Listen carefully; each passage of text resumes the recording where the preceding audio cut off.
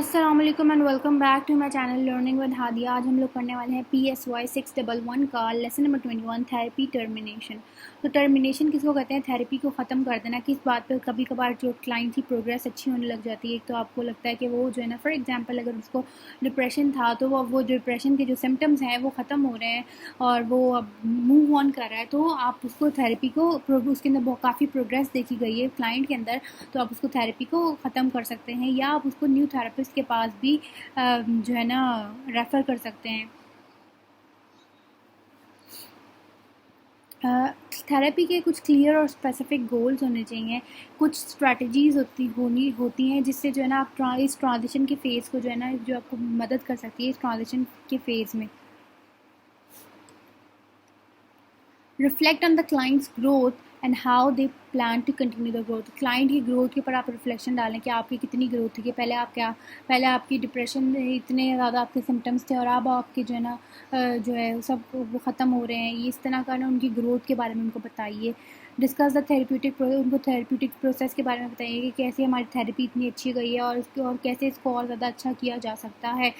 Feeling जो भी, जब क्लाइंट और थेरेपिस्ट का एक रिलेशनशिप जब ख़त्म हो रहा होता है, तो ग्रीफ और एनजाइटी के जो भी फीलिंग्स होते हैं इस रिलेशनशिप को ख़त्म करने के वक्त उसको डिस्कस भी किया जाए। पर्सनल ग्रोथ के बारे में बताया जाए उसकी कि आपकी जो है ना, और ये इतनी पर्सनल ग्रोथ है और अब आप इस लेवल पे हैं, आप इतना ज़्यादा ग्रो कर चुके हैं अपनी पुरानी जो बीमारी थी उससे, अपनी इतना आप ख़त्म हो चुके, इतना रहता है, इतना परसेंट रहता है। और क्लाइंट को बताना चाहिए कि आप जो है ना इतनी गाइडलाइंस देनी चाहिए कि आपके पास क्या कर सकते हैं, तो आप इस थेरेपी के रिटर्न हो सकते हैं। लीविंग द ओपन डोर, अपना जो है ना दरवाज़ा खुला रखिए कि अगर कभी भी आप इनसिक्योर फील करें तो आप मेरे पास आ सकते हैं मेरी मदद के लिए। Knowing that can also ease the discomfort clients may feel in ending, कि ये भी पता होना चाहिए कि जब आप थेरेपी एंड करेंगे तो ये एक डिस्कम्फर्ट भी होगा क्लाइंट्स के अंदर। Terminating therapy with an unhappy client, कुछ कभी कभार जो होते हैं क्लाइंट्स अनहैप्पी होते हैं थेरेपिस्ट के काम से, तो उसके साथ कैसे टर्मिनेट करेंगे थेरेपी। क्लाइंट में terminate the relationship when a client is, therapist होना चाहिए था यहाँ पे, थेरेपिस्ट में terminate the relationship when a client is unhappy with therapist services, जब वो थेरेपिस्ट सर्विसेज के थेरेपी की जो थेरेपिस्ट था उसको लगे कि ये अच्छा काम नहीं कर रहा था और जो उसकी फ़िलासफ़ी से जो है ना इख्तलाफ करे कि आपकी जो है ना फ़िलासफ़ी इतनी अच्छी नहीं है, और थेरेपिस्ट को कहे कि आप जो सही काम नहीं कर रहे थे, गलत काम कर रहे हैं। और जब ये क्लाइंट ये काम करे तो थेरेपिस्ट को असेस कर लेना चाहिए कि जो रिलेशनशिप है आगे कंटिन्यू कर सकेंगे हम लोग ऐसे, क्लाइंट और थेरेपिस्ट आगे रिलेशनशिप हमारा कंटिन्यू होगा कि नहीं होगा। और अगर लगे कि ज़्यादा सीरियस डिसएग्रीमेंट्स हैं तो चाहिए कि रिलेशनशिप को वहीं पे एंड कर दिया जाए। कुछ स्ट्रेटजीज इसके लिए भी हैं वो जो कि हेल्पफुल होंगी आपको, जो है ना अगर क्लाइंट के साथ रिलेशनशिप अच्छा करना है तो आप अपनी डिफेंसिवनेस जो है ना उनसे अवॉइड करें। क्लाइंट की हर बात पे नो नो मत करें, उनकी बात को सुने। अपनी ईगो को और अपने आप को प्रोटेक्ट करने के लिए ये नहीं है कि क्लाइंट को ये कहते हैं नहीं ये बात ठीक नहीं है, ये बात ठीक नहीं है, उसकी बात सुने, उनको सपोर्ट करें, हेल्प करें। क्लाइंट के फीडबैक को जो है ना उसको सुने अच्छे तरीके से और अपने आप को बेटर करने की कोशिश करें। और ये भी बताएं कि थेरेपी को क्यों एंड करना चाहिए विदाउट एक्यूजेशन कि किसी के ऊपर इल्ज़ाम लगाए बगैर थेरेपी एंड कर देनी चाहिए हमें। अगर क्लाइंट आपको एक्यूज़ करे, आपके ऊपर इल्ज़ाम लगाए कि आप गलत कर रहे हैं, तो आप नोट्स लगा लें, नोट्स बना लें इस इंसिडेंट का, और फिर आपको क्या करें, उसको मेमोराइज़ करें and consider memorising the termination in the letter. और उसके बाद है address the termination of treatment is an important phase. जब भी कोई इम्पॉर्टेंट फेज़ में जो है ना आप उसको टर्मिनेशन को एड्रेस करें कि क्यों ये थेरेप्यूटिक प्रोसेस में ये टर्मिनेशन क्यों हम लोग ख़त्म कर रहे हैं इस थेरेपी को। थेरेपिस्ट और क्लाइंट के अंदर जो है ना जब भी आप थेरेपी एंड करें तो सबसे पहले एडवांस में जो है ना पहले आप उसके साथ डिस्कस कर लें टर्मिनेशन का, ताकि उसको एक अच्छे से अच्छे मैनर में जो है ना एंड करें। Therapy termination of therapy when the therapist is not a good fit, therapy तब भी एंड होती है जब जो एक थेरेपिस्ट जो होता है ना वो अच्छा नहीं होता किसी के लिए, जो उसका फॉर एग्जांपल अगर उसको वो फ्लू है तो वो जो है ना आपको किसी और चीज़ की बीमारी, क्योंकि अगर उसको डायबिटीज़ है तो वो फ्लू की बीमारी दे रहा है, मतलब इस तरह मैं आपको एग्जांपल दे सकती हूँ। तो जो है ना वो एक अच्छा फिट नहीं होता क्लाइंट के लिए। जैसे जैसे और therapist may become a less good fit as a clients need change with time. Client को भी नीड चेंज चाहिए होता है। फॉर एग्जांपल पहले उसे ईटिंग डिसऑर्डर, इसमें एग्जांपल दी हुई है कि क्लाइंट को पहले ईटिंग डिसऑर्डर था, तो वो जो कि ईटिंग डिसऑर्डर के लिए क्लाइंट के पास आया था, तब जब उसका ईटिंग डिसऑर्डर ख़त्म हो गया तो उसके अंदर न्यू प्रॉब्लम्स आने लग गए, एनजाइटी प्रॉब्लम्स आ गए, वर्क प्लेस इशूज़ आ गए और या पेरेंटिंग के आ गए। तो वो दूसरे उसके था दू, दू, वो तो वो समझ तो वो थेरेपिस्ट उसके लिए गुड फिट नहीं हुआ, तो दूसरे थेरेपिस्ट के पास उसको जाना चाहिए अगर थेरेपिस्ट उस टाइम उसके लिए गुड फिट ना हो।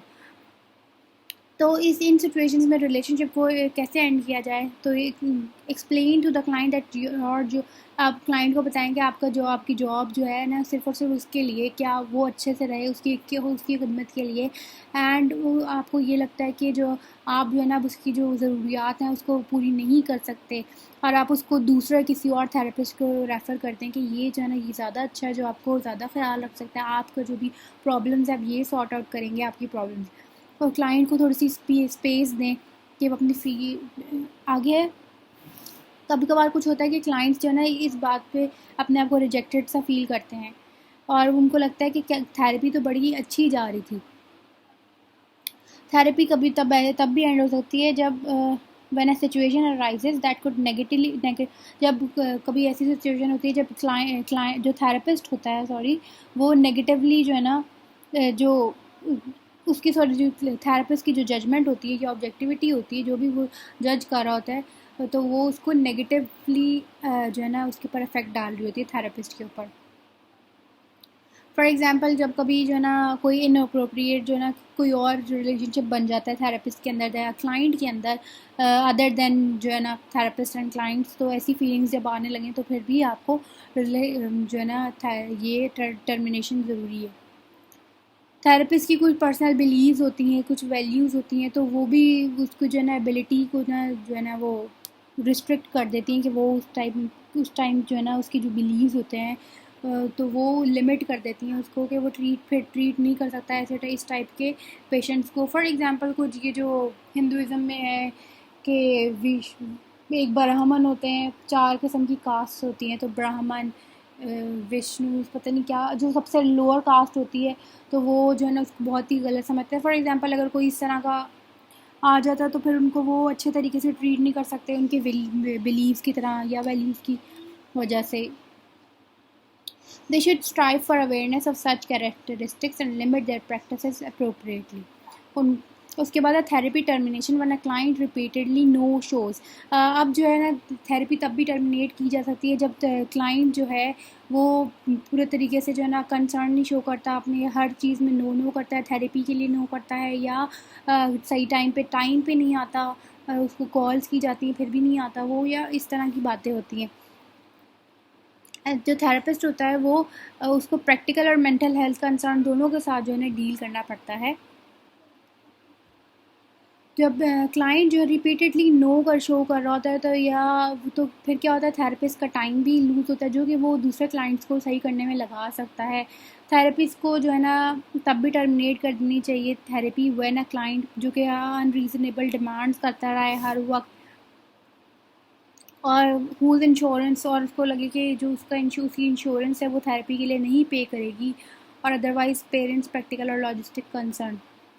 और या तो क्लाइंट जो है टाइम पे ना आए थेरेपी सेशंस पे, तो थेरेपी को टर्मिनेट कर देना चाहिए नोटिस के साथ। नोटिस जो है वो आप उसको उसके जो भी वो कम्युनिकेशन का मेथड आपके साथ यूज़ करता है उसके ऊपर जो है ना भेज दी जाए। फॉर एग्जांपल अगर वो कॉल पे बात करता है तो आप उसको कॉल पे या ईमेल पे या व्हाट्सएप, तो कोई भी कम्युनिकेशन जो भी चैनल आप यूज़ करते हैं बात करने के लिए, आप उस पर नोटिस उसको भेज दें। और ये भी थेरेपिस्ट को ख्याल रखना चाहिए कोई और प्रैक्टिकल इशू तो नहीं है उसके साथ। It should be presented to the client in non stigmatising. ये जो है ना क्लाइंट के पास जब भी नोटिस आए तो एक नॉन स्टिग्मेटाइजिंग या ऑब्जेक्टिव टर्म्स के तौर पे क्लाइंट को प्रेजेंट कर दिया जाए। एथिकल प्रॉब्लम्स भी हो जाती हैं जब if therapist attempts to play on clients fear. जब क्लाइंट जो थेरेपिस्ट है वो क्लाइंट के फियर के ऊपर खेले या उसकी इनसिक्योरिटीज़ के ऊपर कोई बेस बना के उसको खेले, और dependencies as the basis of initiating और कंटिन्यूइंग अननेसेसरी ट्रीटमेंट।